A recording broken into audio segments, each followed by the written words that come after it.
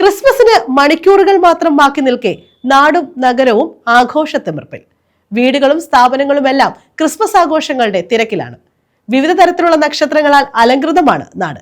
ജാതിമതഭേദമന്യേ സമാധാനത്തിന്റെയും സന്തോഷത്തിന്റെയും പ്രതീകമാണ് ക്രിസ്മസ്. ലോകമെമ്പാടുമുള്ള ദശലക്ഷക്കണക്കിന് ആളുകൾ ഒരേ മനസ്സോടെ ആഘോഷിക്കുന്ന വസന്തമാണ് ക്രിസ്മസ്. ജാതിമതഭേദമന്യേ സമാധാനത്തിന്റെയും സന്തോഷത്തിന്റെയും പ്രതീകമായി ക്രിസ്മസ് ഇന്ന് മാറിയിരിക്കുന്നു. നക്ഷത്രവിളക്കുകളും ക്രിസ്മസ് മരങ്ങളും കരോൾ ഗാനങ്ങളും ചേർന്നൊരുക്കുന്ന ആവേശം ഈ ആഘോഷത്തിന് സമാനതകളില്ലാത്ത ഭംഗി നൽകുന്നു.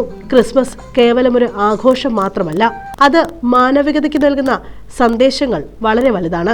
ലാളിത്യമാണ് ഇതിൽ ഏറ്റവും പ്രധാനം. പ്രപഞ്ചനാഥനായ ദൈവം ഒരു പുൽക്കൂട്ടിൽ ജനിച്ചുവെന്നത് എളിമയുടെയും വിനയത്തിന്റെയും ഉദാത്തമായ മാതൃകയാണ്. സമ്പത്തോ പദവിയോ അല്ല, മറിച്ച് ഹൃദയശുദ്ധിയാണ് വലുതെന്ന് ഈ തിരുപ്പിറവി നമ്മെ പഠിപ്പിക്കുന്നു.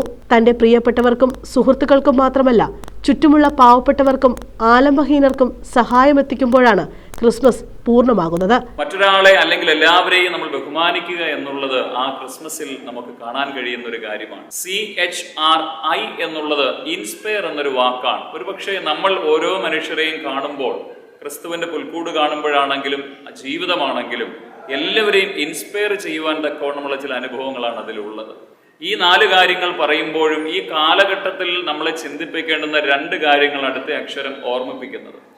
സെക്യുലറിസം എന്നുള്ളതായ ഒരു അനുഭവം നമ്മളവിടെ കാണുന്നുണ്ട്. പ്രത്യേകിച്ച് ഈ കാലഘട്ടത്തിൽ ഒരുപാട് പ്രതിസന്ധികളെ നാം കാണുമ്പോഴും മതേതരത്വത്തിന്റെ ചില അനുഭവങ്ങൾ എല്ലാവരുടെ ഉള്ളിൽ നിറയുന്നത് എത്ര സന്തോഷകരമാണ്. CHRIST, അതിന് നമുക്ക് ടോളറൻസ് ആവശ്യമാണ്. സഹിഷ്ണുത ഉണ്ടാകുമ്പോഴാണ് എല്ലാവരെയും ഉൾക്കൊള്ളുവാൻ തക്കവണ്ണം നമുക്ക് സാധിക്കുന്നത്. സാന്താക്ലോസ് എന്ന സങ്കല്പം പോലും മറ്റുള്ളവർക്ക് സമ്മാനങ്ങളും സന്തോഷവും നൽകുന്നതിന്റെ പ്രതീകമാണ്. ക്ഷമിക്കാനും സ്നേഹിക്കാനുമുള്ള മനസ്സാണ് യഥാർത്ഥ ക്രിസ്മസ് ഒരുക്കുന്നത്. ലോകത്തിൽ സമാധാനം പുലരണമെന്നും മനുഷ്യർ തമ്മിൽ സാഹോദര്യത്തോടെ കഴിയണമെന്നും ക്രിസ്മസ് നമ്മെ ഓർമ്മിപ്പിക്കുന്നു. കൂടാതെ കുടുംബാംഗങ്ങൾ ഒന്നിച്ചു ചേരുന്ന ഒരു വേദി കൂടിയാണ് ക്രിസ്മസ്. തിരക്ക് പിടിച്ച ജീവിതത്തിനിടയിൽ പ്രിയപ്പെട്ടവർക്കായി സമയം കണ്ടെത്താനും ബന്ധങ്ങൾ പുതുക്കാനും ഈ ദിനം അവസരമൊരുക്കുന്നു.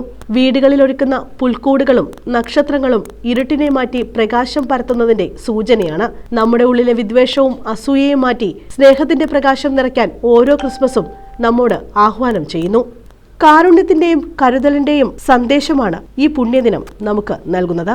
ആ ഒരു കരുണ സ്നേഹമൊക്കെ നഷ്ടപ്പെട്ടുകൊണ്ടിരിക്കുന്ന ഒരു കാലഘട്ടത്തിൽ വീണ്ടും അത് ഓർത്തെടുക്കുവാനുള്ള ഒരു ക്രിസ്മസ് ആയിട്ട് ഇരിക്കട്ടെ ഇതെന്ന് ആത്മാർത്ഥമായി ആശംസിക്കുകയാണ്. ഈ ഒരു ക്രിസ്മസ് ദിനത്തിൽ നമുക്ക് ഏറ്റവും ആത്മാർത്ഥമായി ഓർക്കേണ്ടായി പങ്കുവയ്ക്കലിന്റെ ഒരു മനോഭാവം, മറ്റുള്ളവരിലേക്ക് ഇറങ്ങിച്ചേരുവാനുള്ള മനോഭാവം ഉണ്ടാകട്ടെ എന്ന് ഏറ്റവും ആത്മാർത്ഥമായി ആശംസിച്ചുകൊണ്ട് എല്ലാവരും ക്രിസ്മസിന്റെയും ദിവസത്തിന്റെയും എല്ലാവിധ മംഗളങ്ങളും പ്രാർത്ഥനകളും. അഴീക്കൽ സെന്റ് സെബാസ്റ്റ്യൻ റോമൻ കത്തോലിക്ക പള്ളിയും ക്രിസ്മസ് ആഘോഷങ്ങളുടെ തിരക്കിലാണ്. തഴവ സെന്റ് തോമസ് ഓർത്തഡോക്സ് വലിയ പള്ളിയിലും ക്രിസ്മസ് ആഘോഷങ്ങളുടെ ഭാഗമായി വിവിധ ചടങ്ങുകൾ നടന്നു. ഇടവക വികാരി ഫാദർ ജോൺ സ്ലീബ ചടങ്ങുകൾക്ക് മുഖ്യ കാർമ്മികത്വം വഹിച്ചു.